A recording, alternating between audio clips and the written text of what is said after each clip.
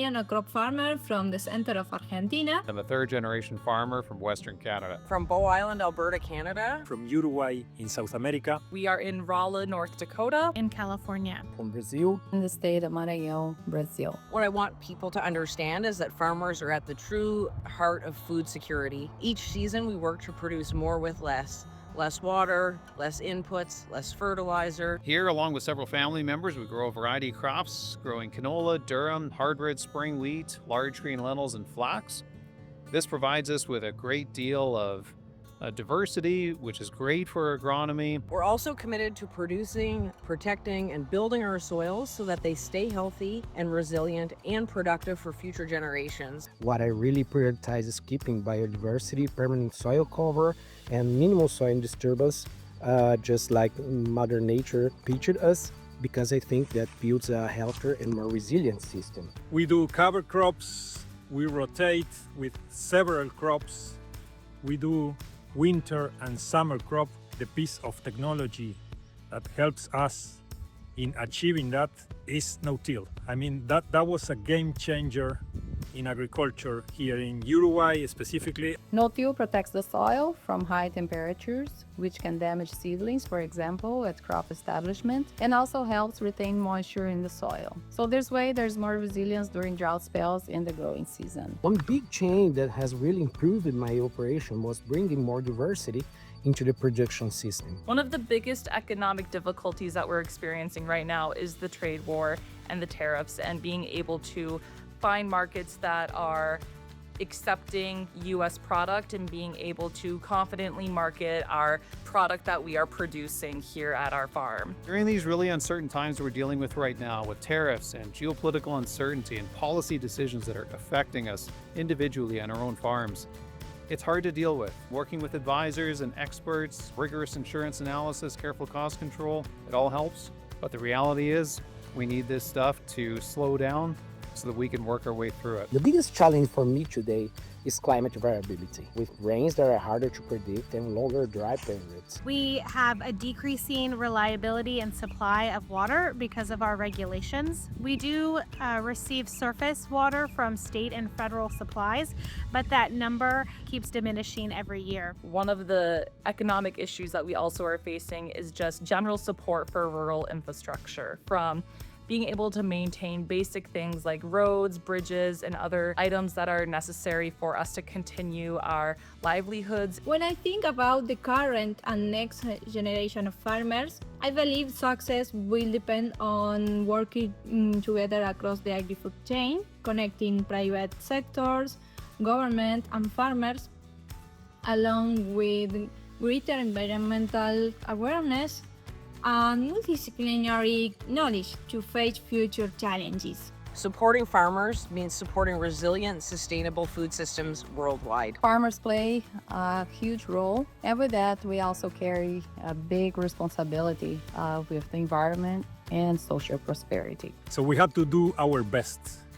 We have to be productive, yes. We have to be profitable, of course, but we also have to be regenerative, because we have to leave something much better than what we found when we started. Thank you for allowing me to share a little bit about my farm here today. Thank you. Thank you. Thank you for giving farmers like me a voice.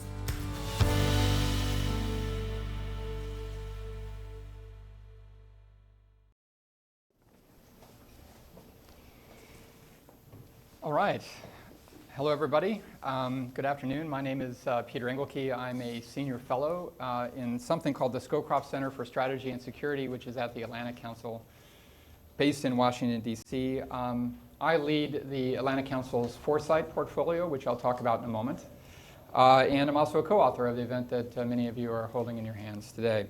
So I'd like to welcome all of you to today's event, which is From Risk to Resilience, the Future of Food Security in the Americas, whether, of course, you're here sitting in this wonderful abode or watching us from anywhere in the world. The video that we just saw is a short feature and a collaboration between three organizations, the Atlantic Council, the Mosaic Company, and Global Farmer Network, and which, of course, amplifies the voices of diverse farmers from around the world and from around this hemisphere. I don't need to tell this audience, I don't need to tell, I don't think, anyone watching online that farmers are essential to agri-food systems because they are on the ground living the impacts of the changes that we write about in our report that you see in front of you. And that drive, in turn, the world's agri-food system. So they're at the very base of that system. And so with this video, one of the things that we wanted to do was to highlight those first-person perspectives and make sure that those perspectives are included in these conversations, which are often about policy and investment and these kinds of issues. So with that, let me turn to my portfolio, my work at the Atlantic Council. I mentioned that I'm the foresight lead at the Atlantic Council. One of the things that I do and that my team does is to try to peer into the future as best we can, to take a look at the future, to think about it systematically, and to divine where the world might be going in the years to come. So the work that we're doing on food security alongside our partner, the Mosaic Company, squarely fits into that mold. And there's a very obvious reason why. Because food security is fundamental to a secure, prosperous, and sustainable world. I mean, again, I think this is a self-evident proposition for those of us in this room, those of us who might be watching, but not necessarily for everyone who tend to forget about how food arrives perhaps at their plate every day. Few global challenges are as urgent or as complex as food security, and ensuring that all people are food secure is going to require a lot of some very good things, and in combination with one another: innovation, innovative thinking, resourcefulness, coordination across many different areas: economics and trade, infrastructure and investment, natural resource management, scientific research and technological development, and more. And of course, there are millions of people involved in this equation here in Brazil, in the Western Hemisphere, and around the world, ranging from farmers and ranchers, whom we just saw, through a variety of companies that work on fertilizers or manufacturing or food processing, as well as a whole suite of other people: investors, policymakers, researchers, and ultimately the billions of consumers that are the end product of all of this. So our project with the Mosaic Company over the past year has been exploring really the biggest challenges and opportunities facing the Americas, facing the Western Hemisphere. We've convened a community of experts around the hemisphere here in Brazil. Obviously, we're here today, but in Canada and the United States as well, and gather their perspectives through a variety of events, through interviews that we've been doing, through publications, including but not limited to this report, and other modalities. So that report that you're holding, that I've co-authored with Matthias Margulis, highlights all of this work. The Americas, as we say in this document, in some ways benefits from some pretty fortuitous circumstances, right?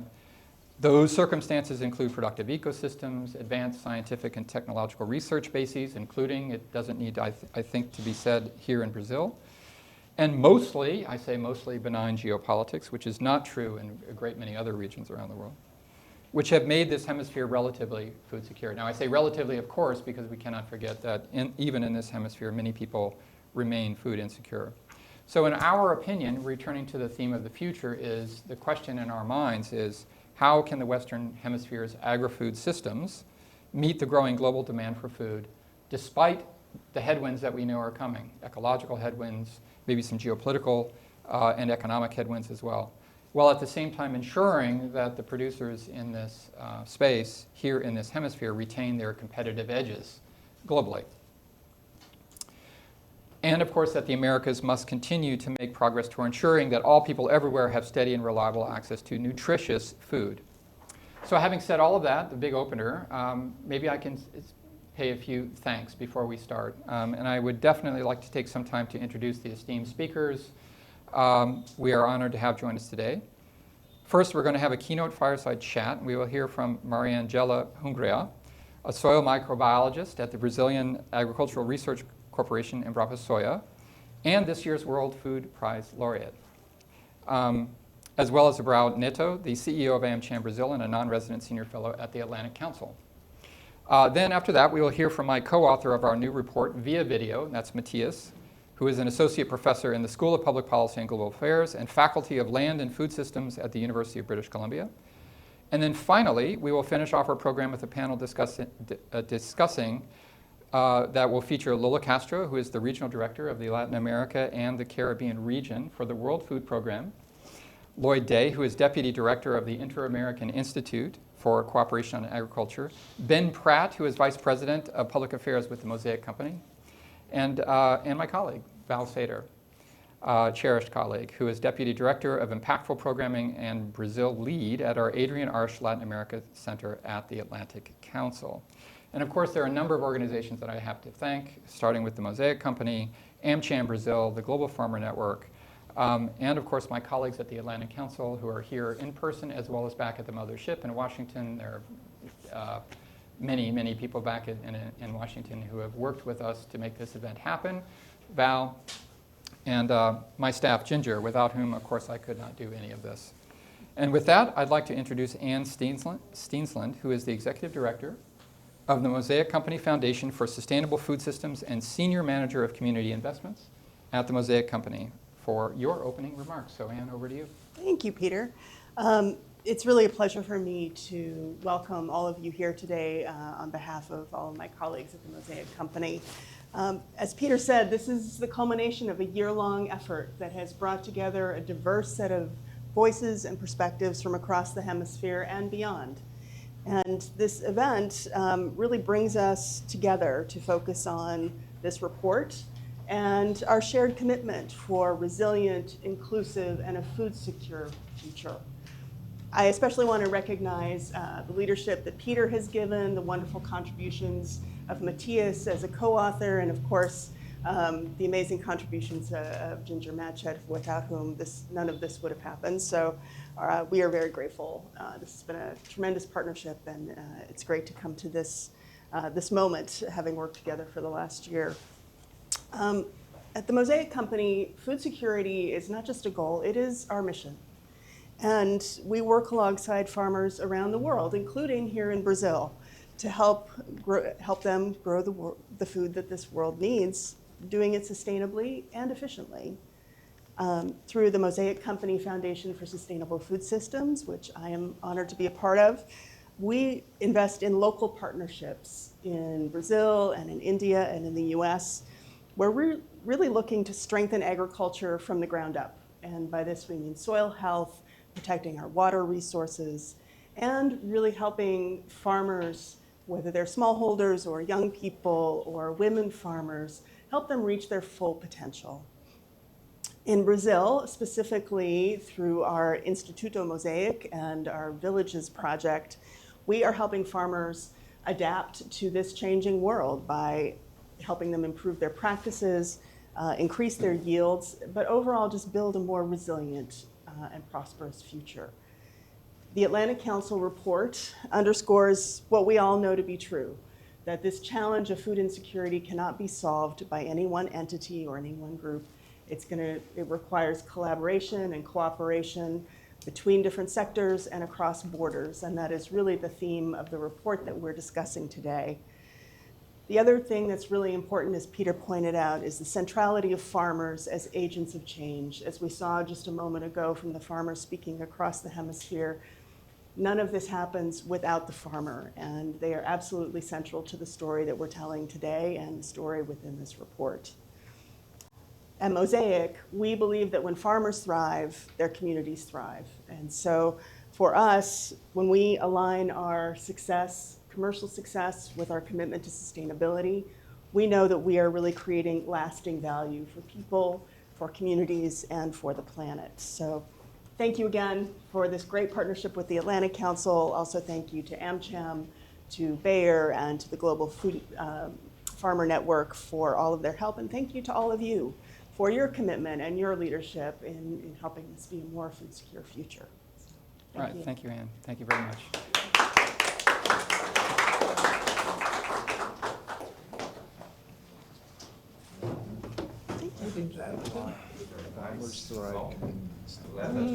We are starting before the rain falls. I'm told that it's about to rain anytime soon. But well, welcome everyone. Again, thanks to Atlantic Council, to Mosaic, and to the Global Farmers Network. It's a great privilege to have you here, Doctor, with us. You're already being introduced, but I'll say it again, an agronomist, researcher at Embrapa and Embrapa Soybean since 1991, postgraduate professor at the State University of Londrina, member of the Brazilian Academy of Science, of the World Academy of Science as well, and was awarded the 2025 World Food Prize. And to those who do not know this prize, it's short Nobel Prize of Agriculture. And if I'm not mistaken, you're the fourth Brazilian that got the award. The last one in 2011 was President Lula, but the first Brazilian woman to be awarded this prize, so congratulations. And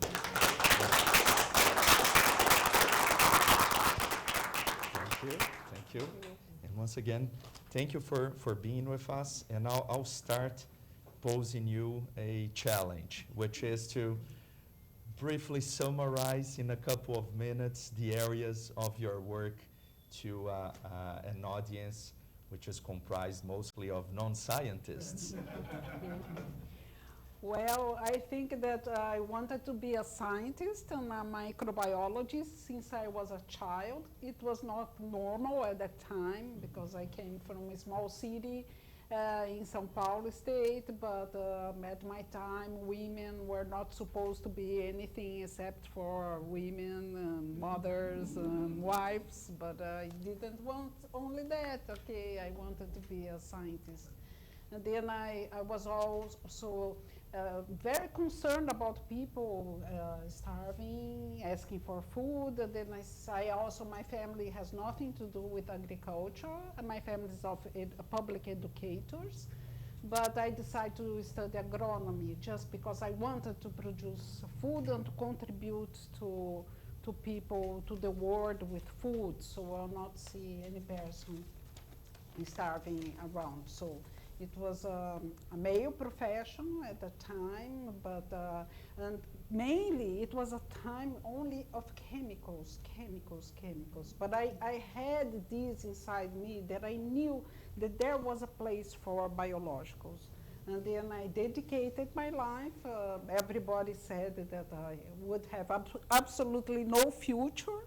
I heard that many times, that I was a person just making wrong choices, okay, because I went to agronomy. I was an early mother, very early mother, and I wanted to do biologicals. It was what more? Are you going to decide to be a complete failure, okay? But I listened to my heart, and I really believe in biologicals. So I started to work with biologicals, replacing, whenever possible, chemical fertilizers since as soon as I was finishing the university, doing the master, the PhD, and then you must think, what is this woman doing here? We talk mosaic in Brazil. We don't talk mosaic, it's mosaic. Mosaic. Yeah, because they are fertilizers. No, I said, whenever possible, because we are plenty of room for many crops to apply chemical fertilizer. But whenever possible, we want to replace by biologicals, like it's the case of nitrogen for the soybean crop. We have this microbiological process of biological nitrogen fixation. We worked very hard here in Brazil. We have the leadership, the global leadership in this today, and today the Brazilian soybean, we are the first producers and exporters, and we need zero of nitrogen fertilizer because we can replace 100% by the biological process. Other crops we can replace 25, 40%, and it's all very important because 1 kilogram of nitrogen represents about 10 kilograms of CO2 emission.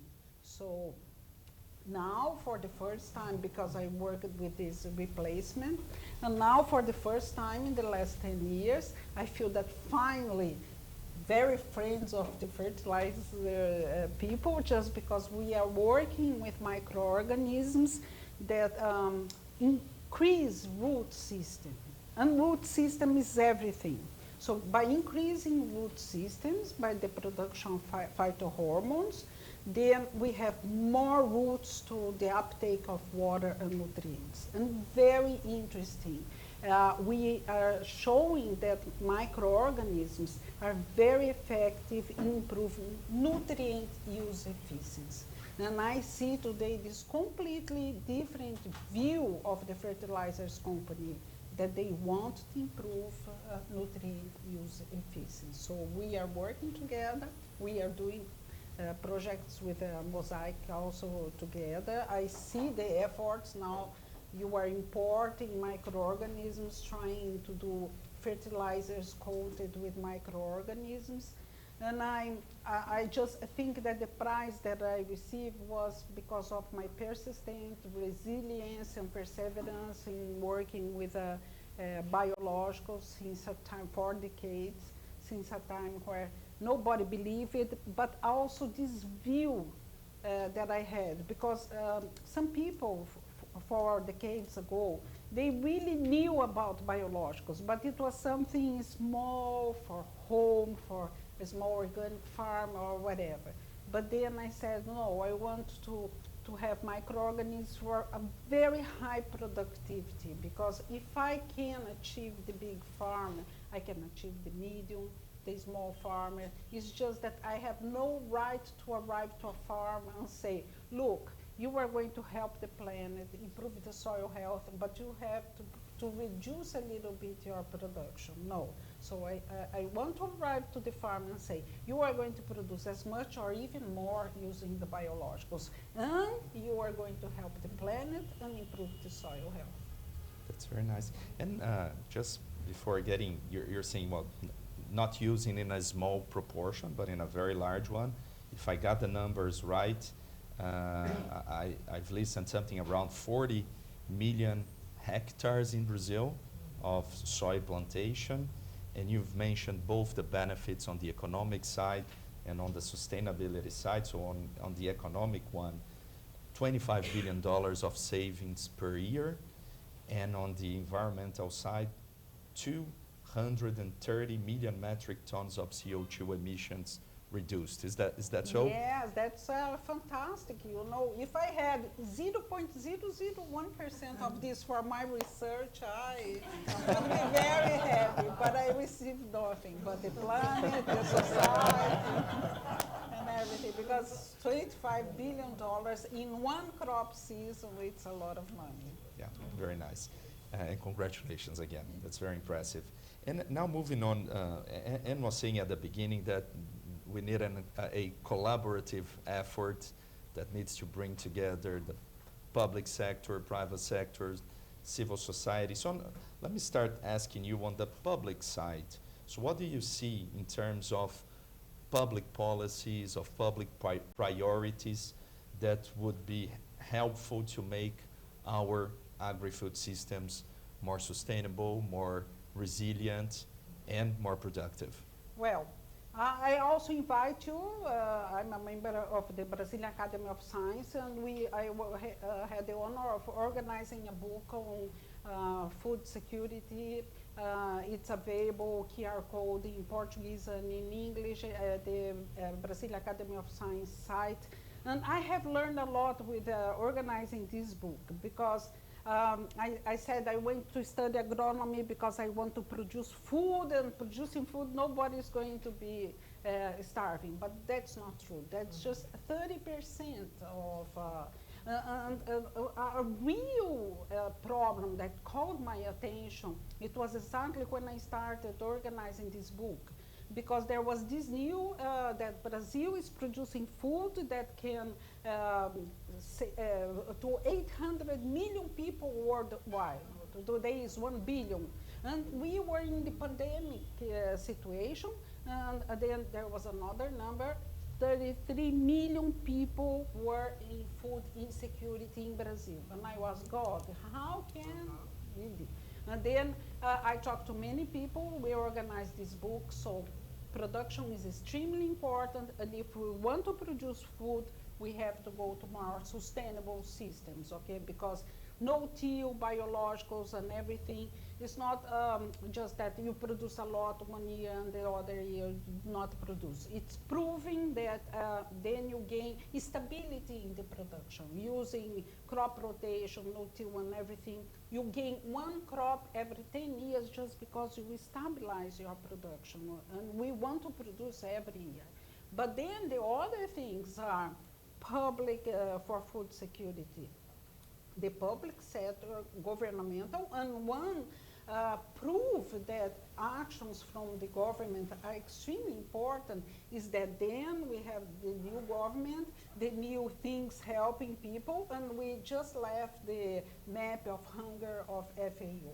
Okay, just 1 year and a half, 2 years. So the government, actions from the government are very important, but also economic, like we say, well, those that need, they need some money to buy food, but how much? How much? So economics, education, okay, because we want a new generation that not only has food, but knows how to eat nutritious food, communication, and all the, of course, lots of science in the production of food. And one that touches me very, very much is the women, okay? Women are key for food security. And we do this, the role of these women is usually invisible, okay? Because we do not mention how proud we are from the woman that has a garden at home, that saves the best seeds for the next crop, that prepares the food with the best thing that she has for the family, the ones that cook the food for the children at the school, the educators, most of them for young children are women, so they are creating the new generation that goes up to us, the agronomists, the researchers and everything. I guarantee that the women have a much stronger role in food security than men. I'm sorry, no, but no. that's the truth. You have a point. So we have to say thanks to a lot for this woman. Nobody remembers about the woman that's saving the best seed for the familiar agriculture that puts 60–70% of what we eat and everything. So women. Very nice, very nice. And just to conclude here, I would like to take your view on the long term. So how do you see both the hemispheric and the global food security over the next decades? So basically, what do you foresee as the biggest changes we're going to face for better or for worse? Well, we can be in hell or we can be in heaven, okay? Because we have tools today that I could never imagine. I say I wish I had 30 years ahead, because one thing that took me 10, 12 years to obtain, today, like with the genomic edition, I can get it in 1 year, okay? And so the opportunities of artificial intelligence and everything are so great. So the thing is that in agriculture, you see, unlike Brazil, it's so amazing, it's so, I really love my country, but it's just that I was just in USA, and then I could compare here, young people, they are very interested in agriculture. I don't see any other country with so many young people interested. The startups. Agro is pop. Yeah, it's pop, the music, the clothes, and then the startups, most of the startups, they want really to help agriculture, to make novelties for agriculture. So we have this young generation, we have the tools and everything. We just want to be in heaven. We just want to be sure, to do our best so it will be well distributed between all countries, okay? It will not be something dominated just for those that will have higher access to create new technologies. We want everybody to share these new opportunities of wonderful technologies that we have.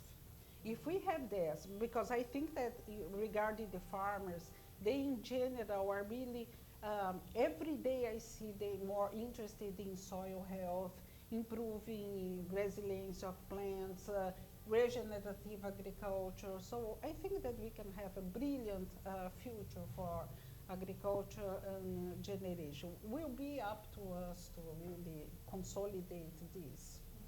Very nice. Dr. Maria Angela, thank you very much for your time and for sharing your wisdom with us.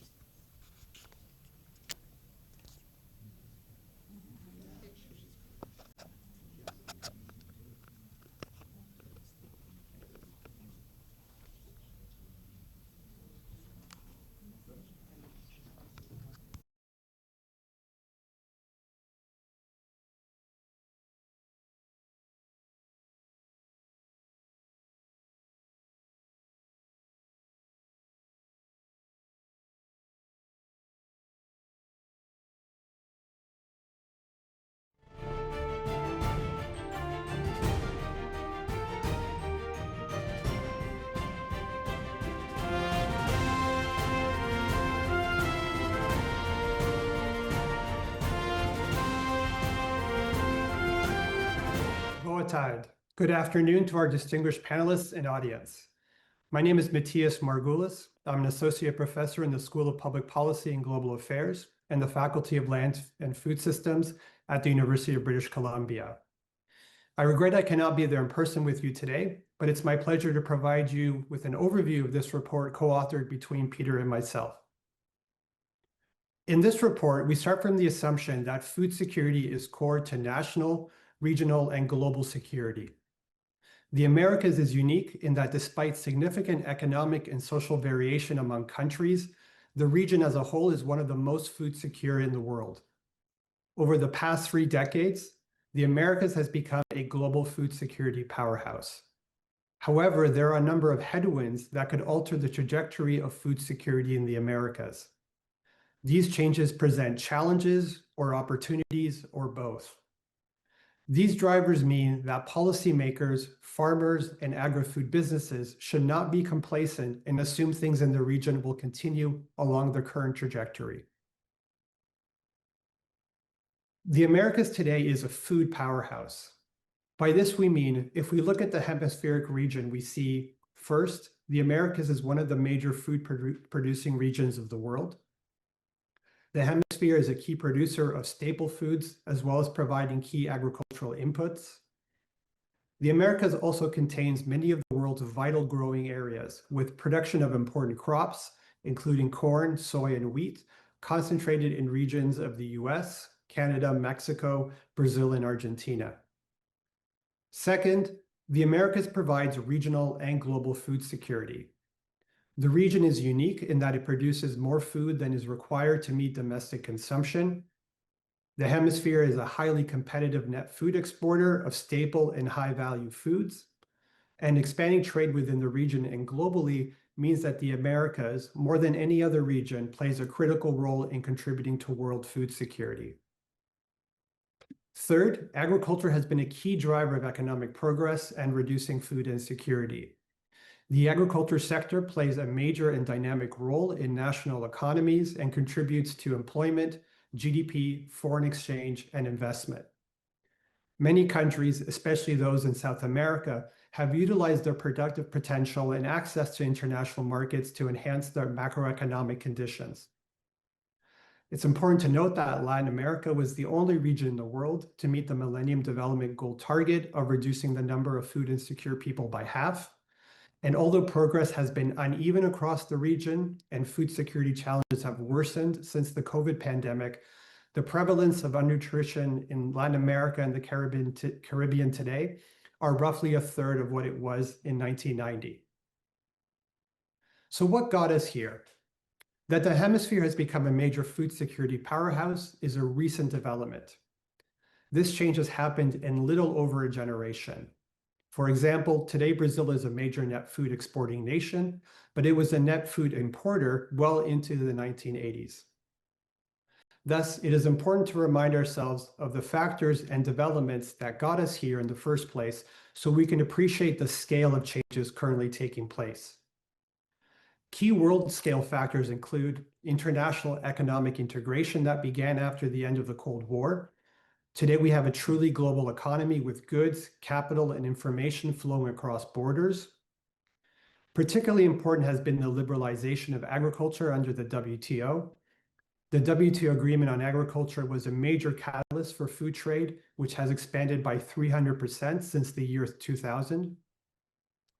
The diffusion of agricultural innovation and technologies has increased production, storage, and distribution capacities. At the regional level, we have a highly favorable resource base, including land and water and climatic conditions. We also have political stability and improving governance and policy frameworks. We've also had regional economic integration in North America via NAFTA and increasingly in South America via Mercosur.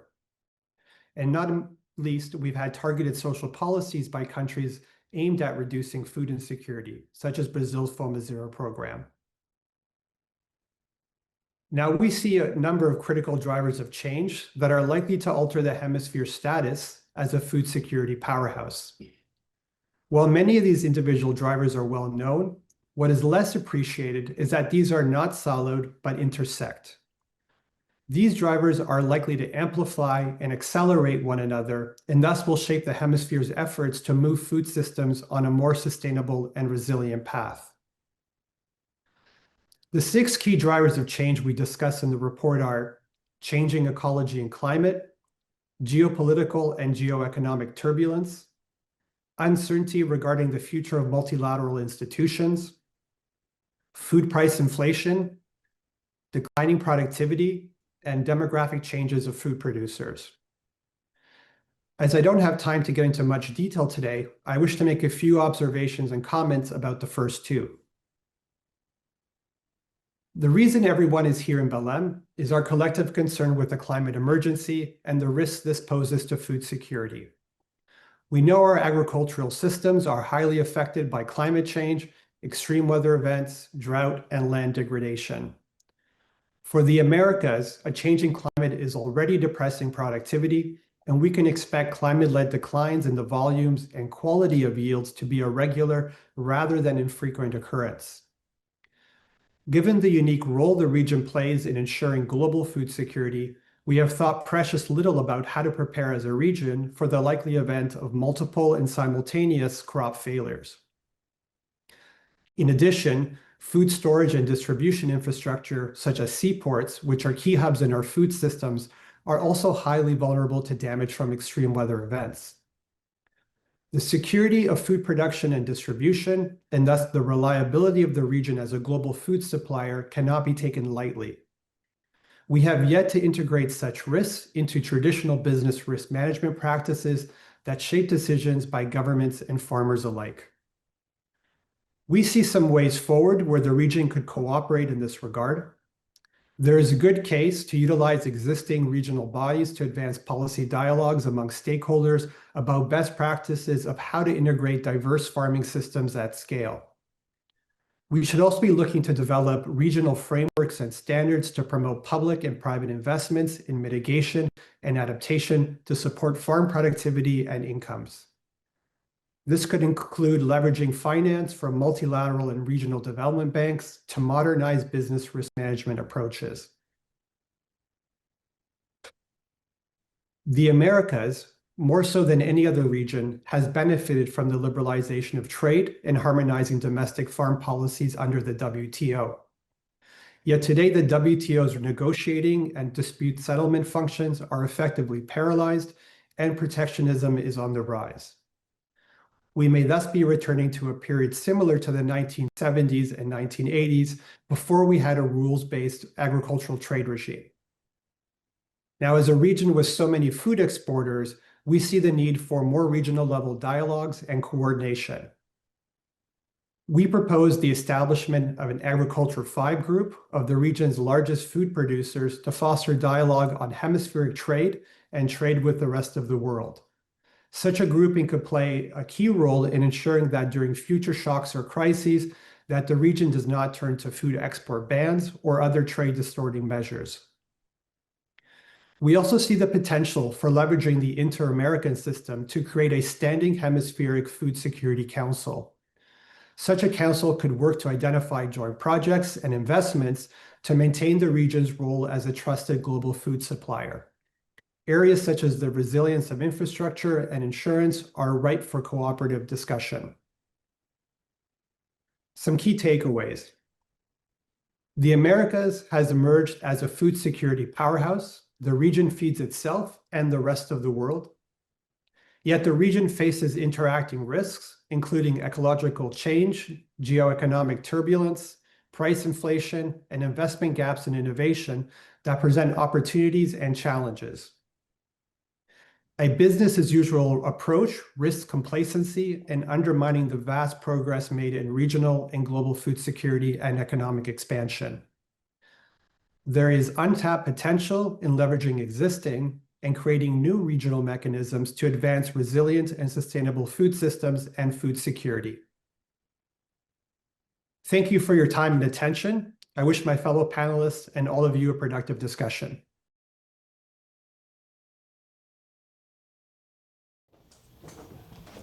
Please, right here, Lloyd as well. Hi, everyone. It was great to hear about all of the takeaways that we have from this report that you all have with you. And I would like to first introduce myself. I'm Valentina Sader. As Peter mentioned, I'm the Deputy Director at the Atlantic Council's Adrian Arce Latin America Center, where I lead our Brazil work. I'm Brazilian myself, so very happy to see so many of you here in Belém with us for this COP30. And I would like to thank my distinguished panel here for joining us this afternoon. It's an honor to hear your perspectives on how we can collectively develop resilient agri-food solutions designed for the future. So thank you so much, Lola Castro, Lloyd Day, and Ben Pratt for joining us here. I don't want us to take more time, so let's dive into this conversation. And I really wanted to start by unpacking a bit of this success story that we see in the Americas today that we were just talking about and listening, and that Dr. Hungria actually mentioned. I hope that we have more than just her energy and determination here in the Americas that are actually driving us to have the success story here. So I would like to start with you, Lola. The report released by the Atlantic Council today observes the success story that we were just explaining, but also focuses on some of the challenges that we see on food security across the Americas. But I wanted to understand from you, why is it that we have such a robust agri-food system in the Americas today? Yeah, so for me, as World Food Program, unfortunately, I'm seeing the glass half empty. So if you allow me to be a little bit controversial, because I'm following the line of Maria Angela. It's true, Latin America and the Caribbean, we have come a long way since the 90s, and we are producing food for over 1 billion people, but still in Latin America and the Caribbean, the women, the indigenous populations, therefore descendants, and many are left behind. And we have still people who cannot buy a proper food and nutrition every day. We have the most expensive basic diet of the world in Latin America and the Caribbean. What is unfortunate, but of course, there are solutions, as your report says. We are all working together towards this solution. And I think while the agro-food systems are very robust, we can also do much more, especially we are in the week of COP30. We are looking at solutions, and we're looking at how the climate is affecting the agri-food systems and what we can do. We can do much more on anticipatory actions with governments and communities, and prepare, as we heard from many farmers, prepare before the shocks, the climatic shocks come, and be ready. We can also do, we heard also the farmers, and coming back to the farmers because we heard a lot, we can also do much more on improving financing, and especially all the area of insurances, climatic insurances for countries that I just want to give you an example. Jamaica just was devastated, the West Jamaica, that is the most productive area of Jamaica, by Hurricane Melissa last week. CRIF insurance, climate insurance, have managed to pay out immediately, and they will be able to reestablish the food systems very fast. So that's an example. So we need much more of this financing at macro level, micro level, and even meso level. And also what we need to do is, we heard many of the presenters before, we need also really more sustainable and and a strong food system, local food systems, because as Mariangela told us, yes, we really are producing a lot of the big foods, the wheat, the rice, the sorghum, the soya. But what about our ancestral foods? In this region, we have thousands of ancestral foods, potatoes, vegetables in the Amazonian, many fruits that are not being included in the food system. If we could put the smallholder farmers, the women, the indigenous population to participate in the market and bring them in, we'll have even a more resilient agri-food systems, and everybody will benefit. So leave it there. Thank you so much, Lola. And I think, Lloyd, I'm going to turn to you and actually frame my question in a different way as well. I want to hear from you, in addition to what is it that makes the Americas so robust right now. Lola already mentioned some of the challenges that we are seeing, some of the risks that we are seeing also. But my question to you would be on what do you think is the single most riskier, the biggest risk that you are seeing facing the Americas as we head into the future? Lola mentioned, for example, the Hurricane Melissa and how that destroyed the Caribbean. We saw last year in Brazil the floods in Rio Grande do Sul, and I think we have some of these conditions that we are seeing all throughout. How can the region actually adjust and adapt to mitigate to those? It's the single most important risk. Yes. It's everything he just talked about. It's not just one. It's everything. You know, we are here at the COP. Yeah. And so everyone's talking about the crisis or the climate variability, I suppose is the new word for saying climate change. So the climate is obviously a huge risk, and it always is. Farmers grow outside. You know, there's new indoor farming and hydroponic farming under greenhouses, but the vast majority of agriculture is outside. And if you grow outside, you have risks. And that risk comes from the climate, it comes from pests and disease and fungus and all these other things. And so all of it is a combination. And I was really excited to hear mentioned about the Ag 5, because we've been talking about that. And not with you, and so other people are talking about it. And we think this is a good way to bring the major actors together to talk about working together and working through ICA. We represent all 34 member states of the Americas, and Brazil, of course, is a powerhouse and all that, and we're excited to be here. I've been here for several weeks now in preparation for both the, well, not just both, but for the COP, but as well as our ministerial meeting, and then some meetings with the private sector beforehand. And there's so much going on here. Brazil is an example of people working together and transforming the soil and transforming an economy into a robust, now, breadbasket of the world, as your report says. Your report says a lot of what I talk about in terms of the importance of the Americas, the productivity of the Americas. How do we maintain that productivity? How do we increase that productivity while at the same time taking care of the soils, taking care of water, taking advantage of biologicals that you mentioned in order to blend with maybe older technologies, be it fertilizers or chemistries, in order to have more productivity with less of an impact? There's a lot of opportunity to address all these things. So it's not just one risk, it's a host of different things. For sure. And as we think, Ben, about all of these, right, the positives that we have in the Americas, and then the risks that we are seeing all throughout, and the challenges that of course exist, how do you see that the private sector can actually play a role into mitigating some of these risks and fostering more of these opportunities? I think the private sector plays a critical role, but I'll start a little glass half empty also. Dr. Ungria said there are 33 million food insecure people in this country, and certainly more than that in my home country in the United States. Add another number of millions in the rest of the Americas, and we're looking at 100 million food insecure people in a place that this report rightly calls a powerhouse of food security. That says a lot about the rest of the world. That's not very positive. It is, however, full of opportunity for all of us, I think. And I'll focus my answer to what the private sector can do on what we can do as a fertilizer company. We make a lot of fertilizer. I think, and I will readily admit, there's been very little innovation in the fertilizer world in the last 100 years. If we can hang our hat on the last good innovation in fertilizer being the Haber-Bosch process in 1920, it's time for more. We are working hard on biologicals, and with with help of great scientists, clearly. And I think they hold huge opportunity for all the regions of the world, and they especially hold huge opportunity for regions out for the most hungry regions like India, China, and other places. If we can, what fertilizer accounts for half of the crop yields that the world produces. If we can supercharge fertilizers, not use more of them, farm the same amount of land and supercharge them with biologicals of various different kinds, I think that would be an enormous win for the private sector and going hand in hand with the public sector.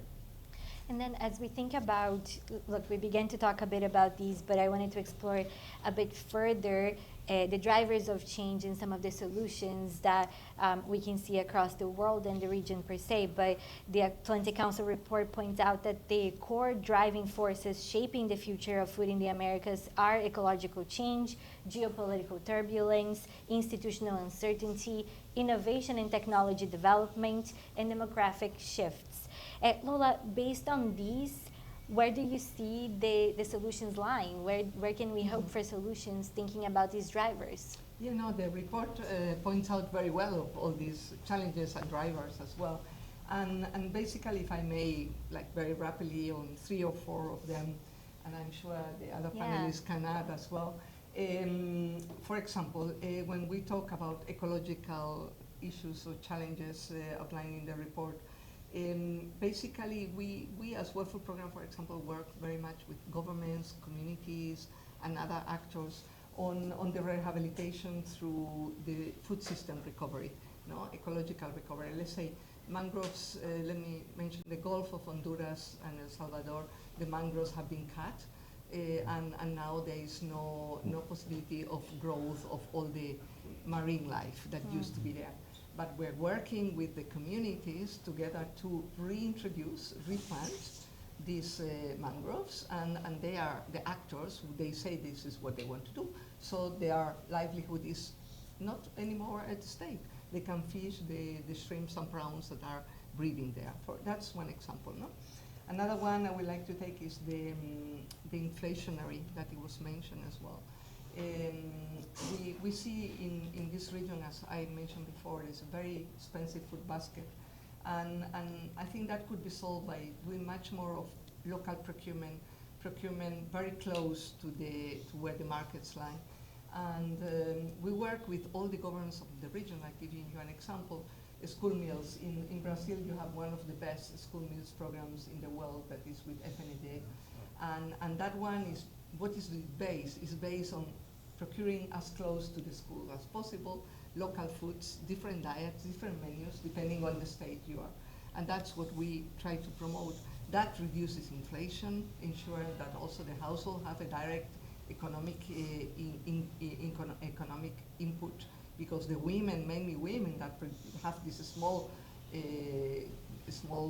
producer areas, they are selling their food locally, and is consumed by their children as well, and it's local food, rich and with kilometer zero carbon input. And let me leave it there, but I can say also demographic. Demographic, just to mention something, we definitely need to include much more in our region, in our Latin American and Caribbean, our youth, and I see in some countries like Brazil, a very engaged youth, but also our indigenous communities, because they are basically recipient of external foods at this moment, and we see high levels of undernutrition, and also very big problems of obesity in our region related to these external foods and change of diets. However, we can do that by including the traditional foods back to the table and back to the institutions, so that it will be changing the demographic problems of food insecurity and making it an opportunity. And then, Lloyd, thinking about these drivers of change as well, and you mentioned the collaborative effort that we need to have as part of this. Please feel free to add to the examples that Lola was just mentioning, but I think that it would be important to also understand from the inter-American perspective, what are the collaborations that we've been seeing all throughout? I'm going to build a Lola and Ben's glass half empty, and I'm going to be glass half full. Thank you. Which, of course, as Margaret knows, is against my nature, right? I think innovation is really an amazing thing, he spoke a little bit about that, but innovation it's changed Brazil, it's changed the United States. A lot of it started with fertilizer back in the 1920s, fertilizers, tractors, and hybrid corn. And that transformed us from subsistence agriculture to productive agriculture. The same thing's gonna happen, and it's even gonna happen in places where we're food insecure. Biofortification is gonna be part of the school food program in Guatemala, which is the third worst country in the world for malnutrition. It shouldn't be happening in a country so rich and so beautiful. And so technology is gonna change that.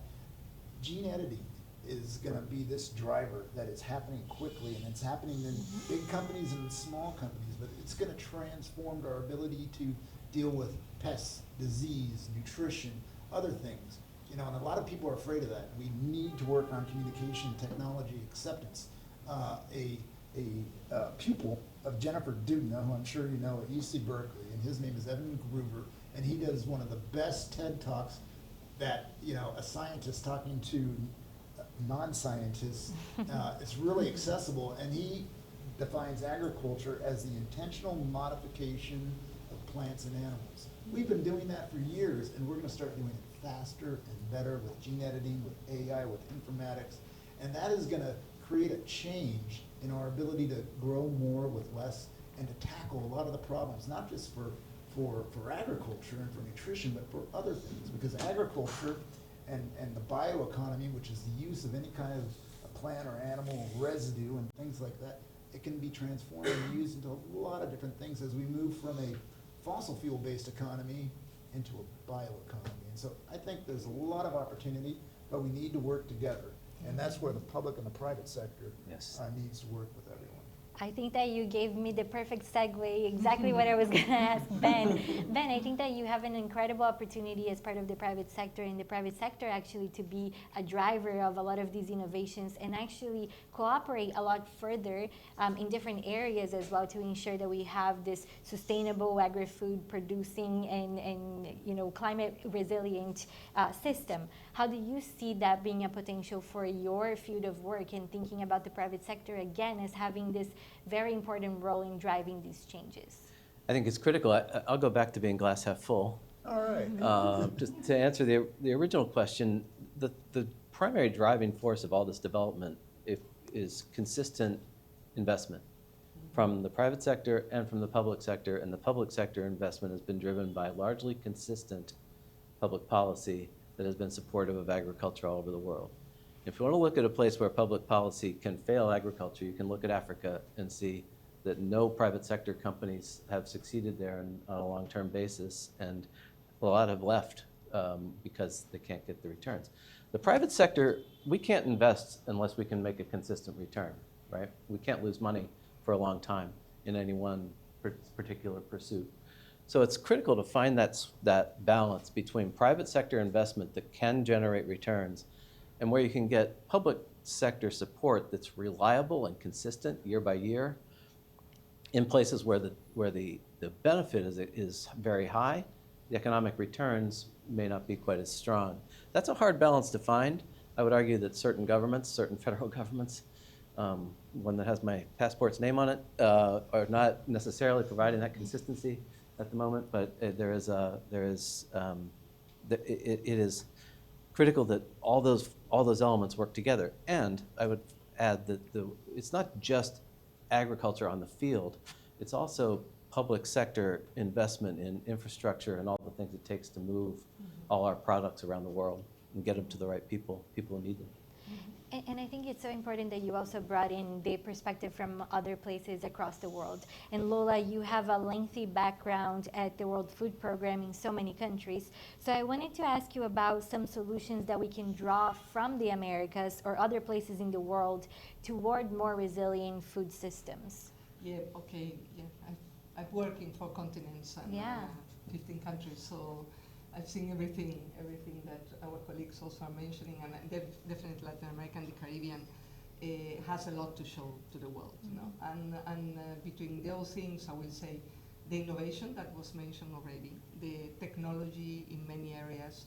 We can also basically show the world the way that we use diversity in Latin America and the Caribbean to ensure that we include everybody and everything, and not only, we should in Latin America and the Caribbean not only talk about the large and big farmers, but also the small farmers and the ones who are farthest behind. I repeat, maybe because I'm UN and welfare program, I repeat that it's important not to leave anybody behind in this food security topic, and that we can show the world. And we have also a huge amount of private sector, very, very dynamic private sector, and also a population that is very educated and knows very well what they need to do and how to move forward. So these are things that I think from Latin America and the Caribbean we can bring to the world and ensure that food security becomes one of the biggest topics and solutions. Yeah.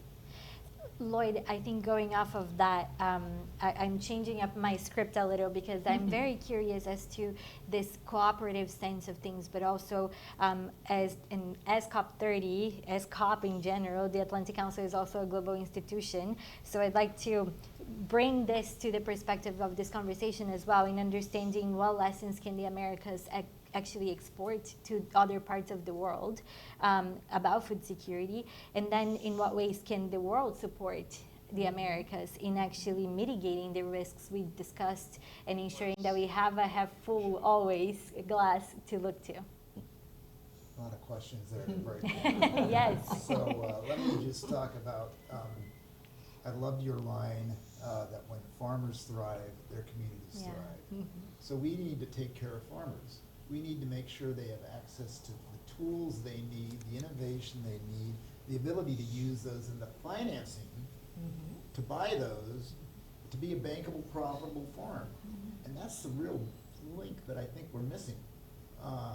Banks don't give money to a farmer that isn't profitable. It takes time, as you said. And so we need to focus on farmers of all sizes to make sure that they're a profitable business, to help them with the development of the capacity in order to join cooperatives and other things. And I think that's one area where I think the Americas can help other parts of the world, is the unity that we have among our ministers of agriculture, of different parties, to say that we need to invest in agriculture. As Roberto Rodriguez said, you know, food security and agriculture productivity leads to peace. We want to have peace, but you're not going to have peace on an empty stomach, as Norman Borlaug said. So how do we create that? We have to create that by investing in farmers, by investing in policies that are consistent to help farmers be profitable businesses. And that's what we're trying to do at IECA with our 34 member states. And you know, there was an important global food leader who said Africa needs to have an IECA also. So their ministers of agriculture can join together to work on behalf of helping agriculture. We're working with Brazil to help agriculture in Africa. We're also learning from Africa on some of the things that they're doing right that we can help with the Americans. And so we need more interaction with Africa, with Asia, with Europe, in order to ensure that globally farmers work together. And that's why the Global Farmers Network, who's a sponsor of this here, they came to IECA and had their latest conference at IECA because they share our passion for working with farmers, that farmers have a voice, and that here at the COP, we like to say agriculture is part of the solution. We're not the villains. Yeah. And Ben, in this context, please compliment Lloyd and Lola, but also thinking about, again, maintaining the half glass full. How can we renew interest for maintaining and expanding the resilience that the Americas have developed and hopefully expanding it elsewhere too? Start with the last part. I think Lola had mentioned smallholder farmers, and you know, it's important that we not leave any farmers behind. Yeah. It's a fact that about a third of the food in the world is produced by smallholders, and we need all the food they produce and a lot more. That's one of the places of relative privilege where we can benefit as a private sector. With the foundation that Ann and I run together, we've been involved in programs in India in a program in India for nearly 20 years, in Brazil for 5, where we help smallholder farmers and their communities and the women behind them vastly improve their lives. We've reached 1 million people probably in that time. It's a small percentage of the Indian population, but it's a model that could be applied pretty widely. So I think not forgetting any part of the food system is is really important. And the only other thing I would mention is the generational problem we have that Dr. Ungria sort of hinted at, which is vastly worse in the U.S., where the average farmer is nearly 60 years old. Nothing wrong with people our age, Right. but they maybe your age.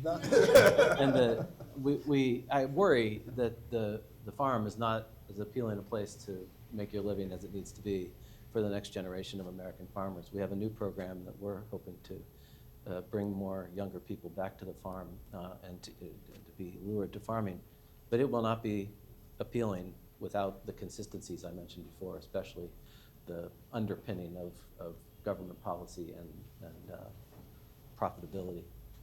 I think that we have some important takeaways from this conversation alone, but I wanted to ask a final question to each of you, and it's the same question. We are here in Belém at COP30. What's the big takeaway that you hope we can take from Belém after these 2 weeks of negotiations, of conversations with the leaders, with the private sector, with civil society, all together here discussing these issues for food security per se? Lola, maybe we can start with you. One sentence that food security and climate crisis are extremely interlinked, and if we don't address and do adaptation, mitigation, and preparedness timely now, it's already late for some, we'll never reach the full food security in our continent and in the world. Yeah. So we really need to talk about food security and climate together. They are interlinked. Lloyd. I think the fact that we're all here, the fact that the Atlantic Council has just published this great report, it really builds off what we've been working on for the last 4 years coming to the COP, saying that agriculture is part of the solution to the climate issue. It's been viewed as this villain, and I think you guys discussed some of the negatives that are associated with it, hunger, obesity, contamination, all that. But we're trying to turn around that narrative and say, look, we're part of the solution. And if we can slowly get, or even more quickly, it'd be nice for us, this environmental world to focus on agriculture and to invest in agriculture, which only receives 4% of global environmental financing. Invest in that, you're going to fix a lot of things, and not just the environment. Ben, last word. I can't say a lot better than they have, but I guess I would say that the sort of stated goal of this COP, of COP30, is action, and I would reinforce that I feel like I spend a lot of time talking to the echo chamber in agriculture and talking to a lot of people who believe what we're telling them before we get there. We have to get outside the room and convince the rest of the world to act and act efficiently. And with that, we have come to close our program today, which has been filled with thoughtful critiques and innovative solutions. I would like to thank all of our speakers today for joining us here, our audience here in Belém, but also those that are going to connect virtually all around the world.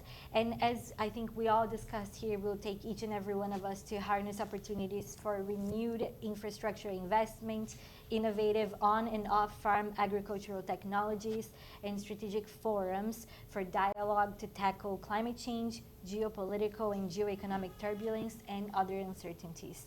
This conversation is only the beginning. I encourage you to stay connected with our food security programming by visiting the Atlantic Council website and reading our new report, The Future of Food in the Americas. Of course, following the work of all these incredible experts that were joining us today, and keep a close look at the results of COP30 this week and next week. But on behalf of the Atlantic Council, we look forward to continue to shape the global future of food security. For those here in the room, please enjoy a reception afterwards, and thank you so much for joining us. Thank you.